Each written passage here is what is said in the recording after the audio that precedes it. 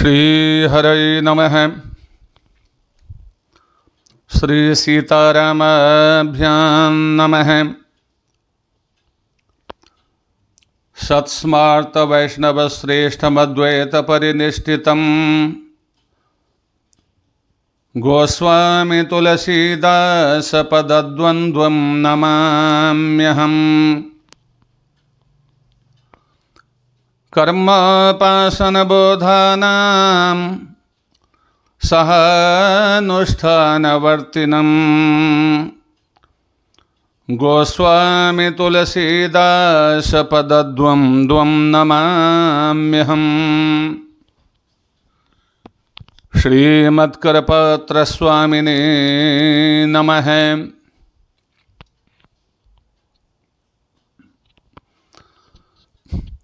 निगमागमादिसार सर्वस्व श्री रामचरितमानस का प्रत्येक पद पाप राशियों का विनाशक एवं अकाट्य है। गोस्वामी श्री तुलसीदास जी ने अपने श्री रामचरितमानस में वेद, उपनिषद, वाल्मीकि रामायण, महाभारत, पुराण, आगम, तंत्र, संहिता एवं धर्मशास्त्रों के अनुसार उत्कृष्ट कोटि के विचारों से परिपूर्ण श्री राम के चरित्र को उपस्थापित किया है एवं बड़ी निर्भीकता से शास्त्रीय सिद्धांत प्रस्तुत किए हैं। जीव यद्यपि सर्वेश्वर सर्वशक्तिवान प्रभु का निर्मल निष्कलंक पवित्र अंश ही है, ईश्वर अंश जीव अविनाशी चेतन अमल सहज सुख राशि।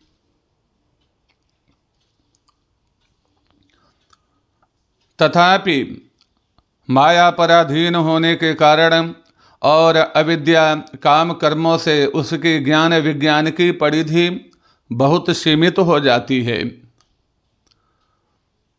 सत्शास्त्रों एवं सद्गुरुओं की कृपा से ही धर्म ब्रह्म का प्रबोध होता है। अतः सभी आस्तिक संप्रदायों ने वेदादि शास्त्रों के प्रामाण्य का सर्वोत्कृष्ट महत्व माना है। वेदादि शास्त्रों का ही परमसार श्री रामचरितमानस है।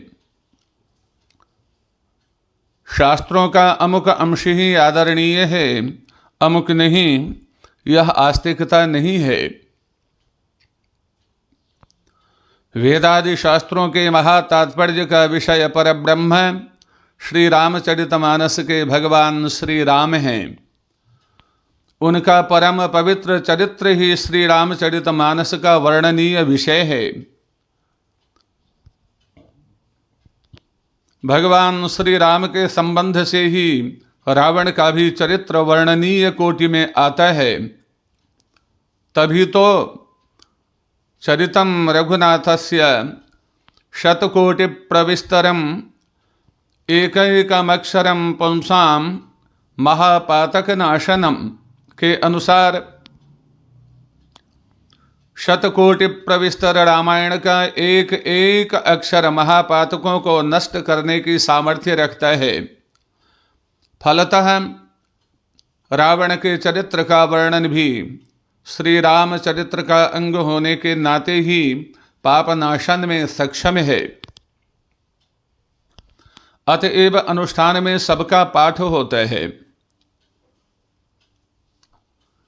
श्रीमद् वाल्मीकि रामायण के सभी श्लोक संपुटित रूप से अनुष्ठान में पठनीय होते हैं। वेदों का प्रत्येक अक्षर सार्थक एवं सप्रयोजन है। यह उत्कृष्ट मीमांसा पद्धति से सिद्ध है। ठीक वैसे ही श्री रामचरितमानस का प्रत्येक अक्षर सार्थक एवं सप्रयोजन है। उसके किसी एक वाक्य को भी निरर्थक या गौण नहीं मानना चाहिए। वेदादि शास्त्रों को भगवान का वाङ्मय विग्रह माना जाता है। महाभारत, तथा श्री भागवत के संबंध में भी ऋषियों की वैसी ही धारणा है। श्री भगवान के वाङ्मय शरीर वेद, रामायण, भारत, भागवत में कोई नई वस्तु डाल देना वैसा ही अनिष्ट होगा जैसे भगवान के उपास्य विग्रह में कांटा चुभा देना। उसमें से कुछ अंशों को प्रक्षिप्त कहकर निकाल देना भी वैसा ही अनिष्ट होगा जैसे भगवान के विग्रह से किसी अंगोपांग को पृथक कर देना। ठीक उसी तरह श्री रामचरितमानस भी भगवान श्री राम का विग्रह है, अतः उसमें नए अंश का सन्निवेश एवं विद्यमान अंशों का बहिष्करण भी पूर्वोक्त नीति से अनुचित होगा। श्री रामचरितमानस का नियमित अनुष्ठान होता है। वह आज का पवित्र धर्म ग्रंथ है, अतः उसके किसी अंश को उपेक्षणीय या अपरिपक्व विचार की परिणति नहीं कहा जा सकता है। श्रद्धा और अंधविश्वास में यही अंतर होता है कि वेदादि शास्त्रों एवं तदनुसारी गुरुओं के वचन में विश्वास श्रद्धा है, अप्रामाणिक वस्तुओं में विश्वास अंधश्रद्धा है। यह ठीक है कि किसी एक प्रसंग या कुछ पंक्तियों के आधार पर ही श्री रामचरितमानस का निष्कर्ष नहीं निकाला जा सकता, किंतु संपूर्ण मानस के उपक्रम, उपसंहार की एक रूपता, अभ्यास, फल, अपूर्वता, अर्थवाद और उपपत्ति का विचार कर उसका निष्कर्ष निकाला जा सकता है। तो भी उन कुछ पंक्तियों का भी समन्वय करना पड़ेगा। उन्हें उपेक्षणीय नहीं कहा जा सकता, क्योंकि वह भी मानस का अंग ही है, उसका भी अनुष्ठान होता है। पर यदि ऐसा न हो सका तो अवश्य ही उन कुछ अंशों एवं पंक्तियों का दुरुपयोग होगा। श्री रामचरितमानस वेद, रामायण, महाभारत, पुराण तथा धर्मशास्त्रादि के समन्वयात्मक अध्ययन का ही परिणाम नहीं, किंतु संप्रदाय परंपरा प्राप्त सुनिश्चित परिपक्व सिद्धांत में परिनिष्ठित प्रामाणिक अधिकृत साक्षात भगवान शंकर और हनुमान जी महाराज का प्रसाद स्वरूप है। सपने हो साचे हो मोहि पर जो हर गौरी पसाऊ, तो फुर हो जो कहूँ सब भाषा भनित प्रभाव। अतः उसके आधार पर द्वैत, अद्वैत, विशिष्टाद्वैत आदि सिद्धांतों का विश्लेषण भी अनुचित नहीं। किंबहुना धर्मनीति, राजनीति तथा व्यवहारों के औचित्य अनौचित्य का विश्लेषण भी अनुचित नहीं। ढोल, गंवार, शूद्र, पशु, नारी सकल ताड़ना के अधिकारी। वस्तुतः उक्त पंक्ति भी निरर्थक नहीं, वह भी तुलसी साहित्य की उपेक्षणीय वस्तु नहीं। वह बटलोई के किसी कोने के कच्चे चावल के एक कण के समान नहीं। यदि बटलोई के सब चावल पके हैं तो एक चावल के कच्चे रहने का प्रश्न ही नहीं उठता। प्रकृत पंक्ति का स्पष्ट अर्थ यही था कि गंवार समुद्र से भगवान राम ने नम्रता पूर्वक लंका जाने का मार्ग मांगा था, पर समुद्र पर उसका कोई असर नहीं पड़ा। जब श्री राम ने धनुष उठाकर षड्संधान किया तब वह विनम्र होकर सामने आया और काम की बात करने लगा। अतः ऐसे स्थलों पर विनम्रता व्यर्थ होती है, वहाँ षड्संधान ही लाभदायक होता है। उस प्रसंग में समुद्र ने ही गंवार आदि की बात कही थी, परंतु इसका यह अर्थ नहीं कि सभी गंवारों, ढोलों, पशुओं तथा नारियों को ताड़ना देते रहना चाहिए। ढोल को निरर्थक कौन ताड़ता है जहां दूसरे वाद्यों से स्वर मिलाना होता है। वहीं हथौड़ी से ठोंक ठोंक कर ढोल, तबला या मृदंग का स्वर मिलाया जाता है। निरर्थक कोई भी ढोल को नहीं ठोंकता है, उसे समाजोपयोगी बनाने के लिए तारना पड़ता है। पशु का भी कोई सदा तारण नहीं करता, किंतु जब बैल को हल में या गाड़ी में चलाना होता है तब शिक्षा के लिए उसकी तारणा भी अपेक्षित होती है। इतना ही क्यों, भारतीय परंपरा में तो अध्यापक अपने छात्रों को भी चपेटिका प्रदान करता है, वह भी उसके हित के लिए। उदात्त स्थाने अनुदात्तम ब्रूते शिष्यः खंडिकोपाध्यायः तस्मै शिष्याय चपेटिकां ददाति। उसका प्रमाद तथा असावधानी मिटाने के लिए ही चपेटिका की ताड़ना दी जाती है। इसी तरह कभी नारी की भी ताड़ना अपेक्षित होती है। बृहदारण्यक उपनिषद में उल्लेख है कि स्त्री को भूषण वसन देकर प्रसन्न करके काम लेना चाहिए। यदि कभी उससे अनुकूल न हो तो उसे किंचित तारण करके भी अनुकूल बनाना चाहिए। सा चेदस्मै न दद्यात् काममेनाम अवक्रीणयात्, सा चेदस्मै नैव दद्यात् काममेनाम जस्त्या वा पाणिना वा उपहत्यातिक्रामेदिन्द्रियेण ते यशसा यश आदद इत्ययशा एव भवति। अतः पति परिस्थिति विशेष में किंचित तारण कर सकता है। वैसा तारण स्त्री को अभीष्ट ही होता है, वह उसे बुरा नहीं मानती। किसी ने तो यह भी कहा है कि जो पति कभी तारण नहीं करता स्त्री उससे संतुष्ट नहीं होती है। तारण और प्यार दोनों अपेक्षित हैं। कबहु न हंसी कर कर गहियो, कबहु न ऋषि कर केश, का कंता के घर रहे, का भयो गए विदेश। जो पति कभी प्यार नहीं करता और कभी क्रोध नहीं करता वह स्त्री के दृष्टि में उपयुक्त पति होने का अधिकारी ही नहीं।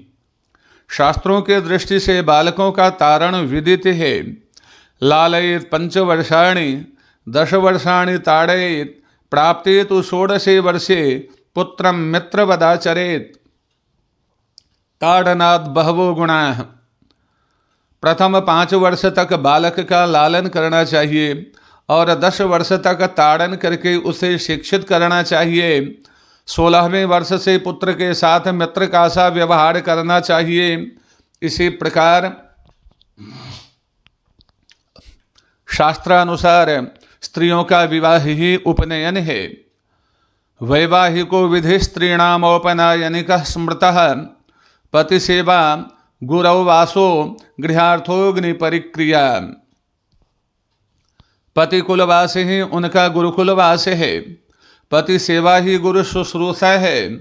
शास्त्र अनुसार रजो दर्शन के प्रथम ही उपनयन काल में ही यह सब होना चाहिए। वह बाल्यावस्था ही होती है। उनका शिक्षण पति के द्वारा ही होता है। अतः जैसे माता पिता तथा गुरु बालक का सुशिक्षा के लिए ही तारण करते हैं, उसी तरह पति भी सुशिक्षा के लिए स्त्री का तारण करता है। जैसे कोई बालकों का भी निरर्थक तारण नहीं करता, उसी तरह स्त्री का भी ताड़न निरर्थक नहीं। किंतु शिक्षा की दृष्टि से कभी आवश्यक होने पर ही उनका ताड़न विहित है। इसके अतिरिक्त एक तारण श्रृंगार रस का अनिवार्य अंग है। उसकी विशेष जानकारी ऋग्वेद के उर्वशी पुरूरवा संवाद से प्राप्त करनी चाहिए, जिस ताड़न को उर्वशी ने शर्त के रूप में रखा था। तारण शब्द का प्रयोग केवल मारना पीटना ही नहीं है, अनुशासन और डांटना भी तारण है। प्रकृति में भी भिन्न भिन्न पात्रों में तारण एक जैसा नहीं कहा जा सकता है। ढोल के तारण का अर्थ हाथ से या हथौड़ी से स्वर मिलाना या कपड़े लपेटे हुए छोटे काष्ठ के डंडे से बजाना। गंवार का भी अर्थ अज्ञ होता है। शूद्र का भी अर्थ अशिक्षित शूद्र है। उसके तारण का अर्थ है उसे शिक्षित करना। वैसे तुलसीदास जी ने निषाद, चित्रकूट के कोल, भिल्ल, किरातों का भी गुणगान किया है, जो कि शूद्र से भी निकृष्ट कोटि के माने जाते हैं, जिनकी छाया के स्पर्श से भी जल प्रोक्षण किया जाता है। जासु छाह छुई ले सींचा, भगवान श्री राम ने उन्हें अपना आलिंगन प्रदान किया। घोड़ा, बैल आदि पशु यदि ठीक नहीं चलते हैं तो उनका छोटे हल्के डंडे या चाबुक आदि से भी तारण किया जाता है, या शिक्षण के लिए भी कुछ तारण करना पड़ता है। अतः पांचों के लिए एक प्रकार का तारण नहीं हो सकता। उक्त संदर्भ में यह भी नहीं भूलना चाहिए कि श्री तुलसीदास जी ने मानस में नारी जाति के बहुत अधिक सम्मान का वर्णन किया है। जो केवल पितु आयसु ताता, तो जन जाहु जान बड़ी माता। अर्थात यदि केवल पिता की आज्ञा है वन जाने की, तो माता को बड़ी मानकर तुम मुझ माता के आज्ञा अनुसार वन मत जाओ। यह मनु जी की उस उक्ति के अनुसार कहा गया है जिसमें उन्होंने पिता से सहस्र गुना माता का सम्मान करना कहा है। सहस्रं तो पितॄन् माता गौरवेणातिरिच्यते। भगवती सुनैना, सुमित्रा, अनसुईया, सीता जी आदि नारियों के संबंध में उन्होंने बहुत कुछ कहा ही है। अरण्य कांड में श्री राम नारद संवाद में जो स्त्री दोष का वर्णन है वह शुद्ध वैराग्य के लिए है और वह पुरुषों का ही उपलक्षण है। जैसे पुरुषों को परिस्त्रियों से राग निवृत्ति के लिए दुष्ट स्त्रियों का दोषानुसंधान करके सावधान रहना चाहिए, उसी प्रकार स्त्रियों को दुष्ट पुरुषों का दोष जानकर सावधान हो स्वधर्मनिष्ठ होना चाहिए।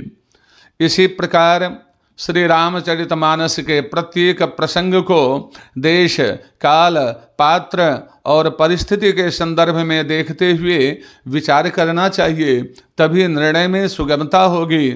श्री रामचरितमानस अद्भुत है। श्री गोस्वामी तुलसीदास जी अद्भुत हैं। श्री राम जय जय राम।